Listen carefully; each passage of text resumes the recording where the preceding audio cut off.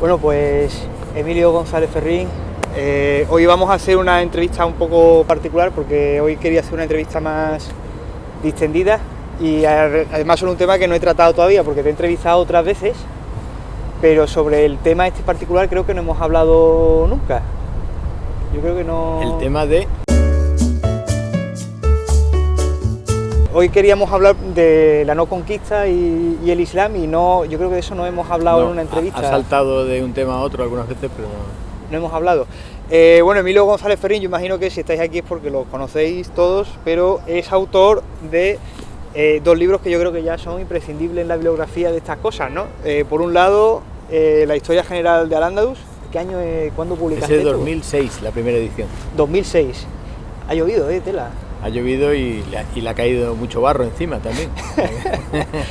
Y escribiste esto en 2006 y después sacaste este otro libro que no sé si este ha tenido tanto éxito o es tan conocido como el otro, que es La angustia de Abraham. Ese es de 2013 y curiosamente ha tenido más éxito en su edición en portugués porque lo publicó Pedro Lima en Brasil y se ha vendido más y ha tenido más debate y ha dado más cursos en Brasil y en Portugal que en su edición en español, ¿no? Pero, o sea, me parece un poco increíble que haya tenido más éxito la edición portuguesa de La angustia de Abraham que en España. Tiene una explicación que tiene que ver con el poco éxito quizá o el barro que le ha caído al otro, ¿no? El mundo brasileño, mucho más que el portugués en eso se parece más al español, el mundo brasileño es un mundo de mucha convivencia de religiones muy diferentes, sistemas religiosos muy diferentes. La conflictividad social brasileña tiene una bandera religiosa, dicho de un modo claro, ¿no?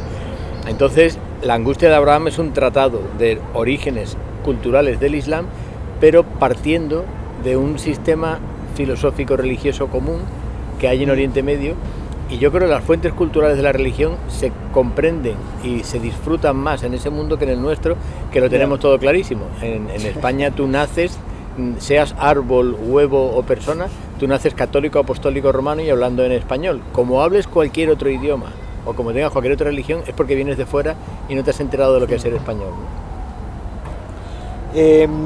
Vamos a hablar un poco, o sea, porque para los que no lo sepáis, la historia general de Al-Ándalus trata de la historia general de Al-Ándalus y es una historia de los orígenes de ese Islam español. Y La angustia de Abraham lo que trata es sobre los orígenes del Islam en Oriente Medio, que es la razón por la que realmente, aunque están escritos uno después que otro, realmente en términos cronológicos, La angustia de Abraham va antes Tal cual. que la historia general de Al-Ándalus y además son dos problemas, realmente son, o sea, temáticamente son parecidos porque al final lo que tratas también es el tema de los orígenes del Islam, pero son parecidos en el sentido de que los dos hablan de un magma común donde hay muchísimas cosas, muchísimas ideas y que después se va casi solidificando en algo más concreto. En el caso del Islam, o sea, antes del Islam parece haber como, que eso lo describe muy bien en tu libro, ¿no? Hay muchísimos cristianismos diferentes, muchísimas ideas religiosas que después se van encauzando en lo que va a ser mucho después de lo que se suele considerar, va a acabar siendo el Islam, y lo mismo más o menos sucede en el Al-Ándalus, ¿no? Que hay muchos cristianismos diferentes, muchas ideas que hoy día serían como heréticas y que después acaban siendo algo, ¿no? Sí, yo creo que a ambos le une esa obsesión mía por romper el mito de que de la unidad surge la diversidad. Yo creo que es todo lo contrario, de la diversidad surgirá la unificación. Entonces la historia de la humanidad no es más que una forma de acompasar todos los sistemas extraños, polidoxos, policromáticos en los que se fundamenta una cultura y poco a poco ir limando hasta generar una ficción, diría yo, porque al final no es más que eso, una convención de una unidad, ¿no? Los sistemas religiosos no nacen al estilo de lo que decías Mircea Eliade, de una antología arcaica que surge en un tiempo magno, ni muchísimo menos. Eso es después, y la base de La angustia de Abraham es el concepto de narración retrospectiva. Mucho después hay un montón de gente que intenta explicar por qué somos lo que somos y hace una interpretación mítica del pasado. Y en esa interpretación mítica forja una biografía de un ser excepcional, el profeta, el hijo de Dios o lo que queramos, que en una circunstancia excepcional, normalmente conflictividad externa, genera un nosotros aferrados a una palabra, que es el libro sagrado, ¿no? Lo que en la historia de Al-Ándalus es que evidentemente el mundo andalusí es un mundo árabe de expresión cultural en el idioma árabe, pero poco a poco va dejando pasar una ideología diferente religiosa, que es el Islam. Aquí no se entiende sin una conexión con lo que estaba ocurriendo en Oriente Medio. Cuando yo digo a la gente, ¿pero qué tiene que ver que aparezca una moneda en árabe con que sean musulmanes? La gente en España se ríe porque árabe y musulmán es lo mismo, y además le incorporan norteafricano, pero es absurdo. En Oriente Medio el árabe puede implicar judío, cristiano, musulmán, o tú puedes ser musulmán en otras partes de Oriente con cualquier otro idioma. Por lo tanto, entendí que para comprender la historia del Islam español había que comprender la historia del Islam, y de ahí que en mi propia narración retrospectiva escribiera principalmente un libro sobre el Andaluz, pero luego intentara explicar por qué viene el Islam, de dónde viene. ¿Qué es lo que a ti te hizo clic? Porque imagino, o sea, tú cuando fuiste a la universidad y estudiaste, pues tú estudiarías en el sistema normal en el que hemos estudiado todos, en el que nos hemos criado todos, ¿no? ¿Qué fue lo que te hizo clic a ti para que un día tú dijeses, tenemos que repensar la manera que tenemos de pensar del pasado, ¿no? A mí me encargaron un libro en la editorial Planeta, Las rutas del Islam en Andalucía, y yo corté y pegué lo que habían sido mis apuntes en la historia del Islam, los apuntes de Emilio de Santiago en historia del Islam en general, los apuntes de Emilio Molina en Granada de historia de Al-Ándalus, los cursos de doctorado sobre historiografía árabe. O sea, yo tengo una formación de historiador del Islam clásica, de cuáles son las fuentes y cuál es la forma de acercarse. Y cuando escribí ese libro me di cuenta de que al hablar de las fuentes, cada vez que hablaba de una fuente, por ejemplo, para explicar el 711, yo estaba citando una fuente del año 900 o del año 1000. Entonces, al acudir a las fuentes coetáneas con los hechos sucedidos, es cuando estalla todo. En el caso concreto mío fue cuando intenté hacer un trabajo sobre el célebre Tratado de Teodomiro. Resulta que las tropas musulmanas que invaden la península ibérica sellan un pacto con Teodomiro, señor señor del Levante español. Tutmur será en las fuentes árabes, y a partir de ahí se genera un pacto que ahí ya no hay agresión y sí habrá agresión. Y cuando me pongo a buscar la fuente del Tratado de Teodomiro, hasta el año 1000 no hay nadie que hable de eso. Entonces, el problema que tiene la historia de la entrada del Islam en España es acudir a fuentes medievales para explicar un fenómeno tardo-antiguo. Se está creando una impostura narrativa posterior al servicio de una ideología que será mucho más posterior, hasta el siglo XIX. ¿Quiénes somos nosotros? Los católicos apostólicos romanos que hablamos español. Entonces, para cimentar el concepto de la unidad de España en una reconquista, tú necesitas una conquista previa. De ahí la hostilidad a mi crítica al concepto de conquista. Sí, porque, o sea, es una cosa que yo creo que es sobradamente conocida, lo polémica que ha sido tu obra. Yo creo que La angustia de Abraham ha pasado quizás más desapercibida, a pesar de que yo creo que en realidad es la rompedora, quiero decir, porque es la que discute los orígenes propios del Islam como tal. Pero la crítica que te ha caído a ti por la historia general de Al-Ándalus, yo creo que es la más famosa. Yo recuerdo que salió una vez en la radio, ¿quién era? Losada, creo que salió en la radio. Jiménez Los Santos. Los Santos. Jiménez Los Santos en un fin de semana consiguió que vendiera toda una edición de un tercer libro, Cuando fuimos árabes, que es la explicación de por qué escribí estos dos. O sea, yo siempre estoy haciendo spin-off de mi propia obra. Escribí un libro sobre Al-Ándalus, escribí un libro sobre el Islam en Oriente para intentar explicarlo, y luego escribí un libro de por qué había escrito estos dos, que es Cuando fuimos árabes, ¿no? Efectivamente, la historia general de Al-Ándalus, que no surgió con ese título, pero los editores con muy buen criterio lo publicaron así. Digo con muy buen criterio porque así llegó a los departamentos de historia medieval, y entonces fue cuando la gente reaccionó. Efectivamente tiene muchísima repulsa, pero muy poca contestación. ¿En qué sentido?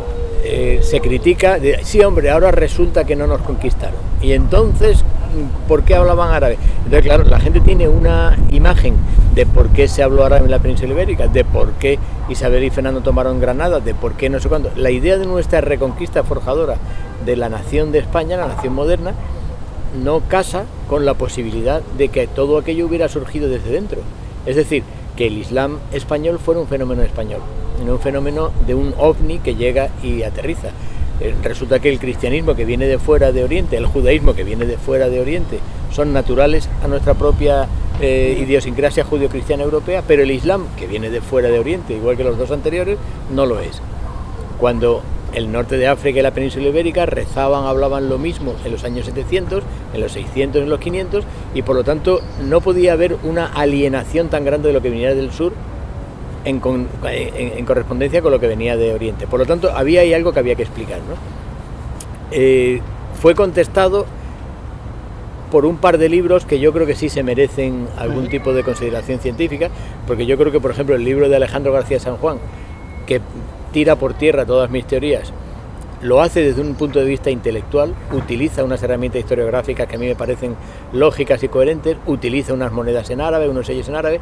Lo que para mí no me consigue acabar de convencer es esa confusión entre lo árabe y por tanto musulmán. Ya. Entonces ahí nos salta. Ahora bien, quitando ese libro que puede ser más o menos reactivo, pero yo lo acepto dentro del debate intelectual clásico, el resto ha sido absurdo. El resto ha sido de Twitter, ha sido gente que de pronto te llama fascista, que de pronto, en fin, esa parte ya no tiene ningún interés, ¿no? Claro. Pero yo sigo esperando una contestación, porque yo para eso soy muy popperiano.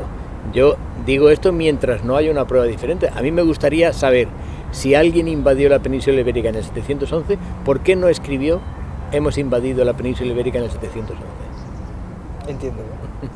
O sea, aquí que yo creo que hay mucha gente que no entiende que al final lo que la gente hace en historia es acudir a fuentes y a los testimonios de la época e intentar, por decirlo así, resolver un crimen con las evidencias que suceden, ¿no? O sea, un policía va a una escena de un crimen y se encuentra lo que hay e intenta resolver lo que ha sucedido a partir de las evidencias que tiene, y que no es lo mismo escuchar a un testigo que es de segundas a un testigo, o es un testigo que lo escuchas 2 años después del crimen, a una cosa que tienes ahí y que es una evidencia. Y yo creo que eso la gente no entiende, que la historia es un proceso que al final es como otra ciencia cualquiera, ¿no? Y que requiere constantemente de no cerrar casos, sino al contrario, mantener las cosas abiertas. No sé, esa idea... Yo creo que así debería ser, el espíritu... Verás, la historia, la filología no son ciencias. Yo tengo un amigo, Pepe Ferreiros, gran conocedor de la filosofía de la ciencia, que dice que las ciencias son aquellas disciplinas que no tienen que poner ciencias de, porque está clarísimo que lo son. O sea, la biología, la química y la física no tiene que decir ciencias de la información o ciencias historiográficas, ¿no? Pero todo lo que sea del mundo de las letras y de las humanidades y las ciencias sociales, llamadas así porque quieren un método, deberían jugar de verdad a ser científicos mediante el método. ¿Cuál es el método? Pues una frialdad absoluta de buscar causas y efectos, y sobre todo la fuente. Entonces, no hay absolutamente ninguna fuente del año 700 que diga que hubo una invasión en la península ibérica. Pero sí tenemos fuentes del año 600, 650, en las que dicen que el verdadero problema en la península ibérica, por ejemplo la crónica de Juan de Víclaro, muy tratada por Javier Arce en su libro Esperando a los árabes, la crónica de Juan de Víclaro plantea que el problema, estamos hablando del año 600, en España, la península ibérica y Hispania, es la cantidad de invasiones que hay del norte de África. Y los llaman los Mauri, porque vienen de Mauritania, y Mauri, del griego moré, Mauri es negro, los oscuros del desierto. Es evidente que moros, cruce de gente, de población al otro lado del estrecho y del otro lado del estrecho, eso ha sido un continuo, sigue siendo un continuo hoy, siendo una sorpresa hoy día que todavía sorprenda que la gente salta de un lado al otro del estrecho. O sea que a lo largo de toda nuestra historia basada en una geografía, pues es evidente que sigue sorprendiendo a la gente los telediarios, ¿no? Bueno, pues eso, ¿qué puede tener que ver con una religión que todavía no está constituida a 3.000 kilómetros de allí? En nuestro magma nacional católico de construcción de una reconquista necesitamos ese origen, porque después en la puerta de salida, que es la reconquista, tenemos también unos flecos que no nos hemos querido preguntar. Por ejemplo, a nosotros se nos plantea, y así se estudia en los libros de historia, que los reyes católicos cierran la reconquista el 2 de enero de 1492 en Granada, pero eso es mentira. Todavía quedan 3 guerras con Navarra. Hasta 1520 no se cierra la unidad nacional y no se forja ese Estado moderno. Mucho más cruenta la guerra de Navarra que la de Granada, mucho más plegado es el rey y la reina, los dos, a los fueros de Navarra que al respeto, porque nunca se respetó, de Granada, de tal manera que hoy todavía sigue siendo más barato matricular un coche en Navarra que aquí, simplemente porque estamos jugando a que España fue el producto de una unificación, no de una unidad nacional. Sin embargo, en el momento que le cuentas a un medievalista que Navarra, ¿por qué no la considera parte de la Reconquista?, ya salta el chip de la naturalidad católica de España.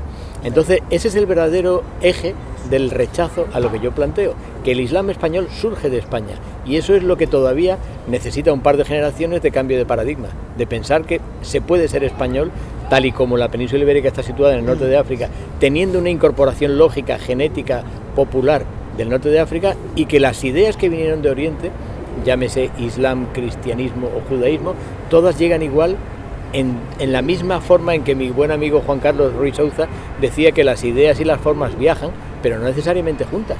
El hecho de que haya cristianismo en Alaska no implica que un tipo de Belén fue y plantó allí una bandera, ¿no? Entonces, para mí lo más importante de estos dos libros, como de la obra en general, es hacernos preguntas de cómo es posible que. Sí. Y yo tengo una losa que para mí fue importantísimo a la hora de enterrar todo el paradigma anterior de la conquista.